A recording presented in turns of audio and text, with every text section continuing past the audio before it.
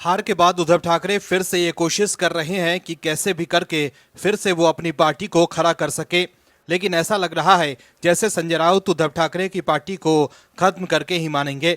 संजय राउत के कहने पर ही उद्धव ठाकरे कांग्रेस और शरद पवार के साथ गए थे, जिसकी वजह से आज उद्धव ठाकरे के पास ना तो सत्ता है और ना ही शिवसेना पार्टी।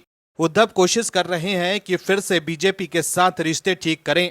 इसके लिए ही वो खुद से चलकर सीएम देवेंद्र फडणवीस के पास गए थे। उद्धव ठाकरे संजय राउत को बीजेपी से दूर रखना चाहते हैं, क्योंकि बरबोलेपन की वजह से संजय राउत ने ही उद्धव ठाकरे को बीजेपी से काफी दूर कर दिया है। इसलिए जब उद्धव ठाकरे सीएम देवेंद्र फडणवीस से मिलने गए तो राउत को नहीं लेकर गए, लेकिन संजय राउत ने ठान लिया है कि वो उद्धव ठाकरे के मंसूबों पर पानी फेर कर ही रहेंगे। उद्धव ठाकरे की पार्टी के पास 20 विधायक हैं और उन्हें अपने क्षेत्र में काम करवाने के लिए फंड की भी जरूरत होगी। ऐसे में अब उद्धव बीजेपी के नजदीक आने की कोशिश कर रहे हैं, लेकिन संजय राउत उनका काम खराब करने में लगे हुए हैं। क्या है खबर, बताते हैं आपको इस रिपोर्ट में।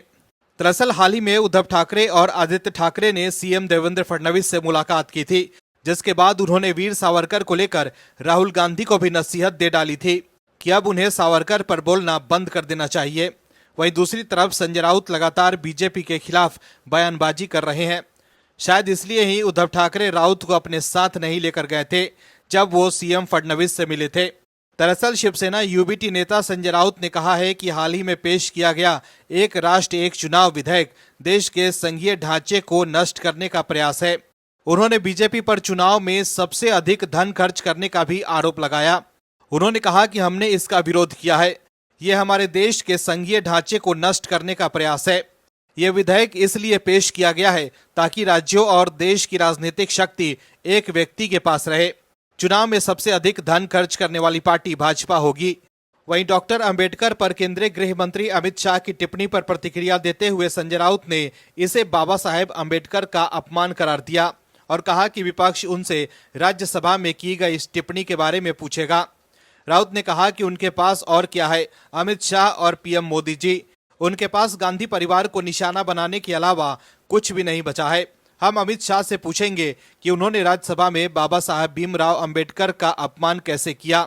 आप अपने बारे में कब बात करेंगे? संजय राउत ने आगे ये भी कहा कि अगर सचमुच 400 पार का नारा सच हो जाता तो संविधान बदलने में ये लोग पीछे नहीं हटते और आज का डिबेट का विषय होता कि संविधान बदलना क्यों जरूरी है।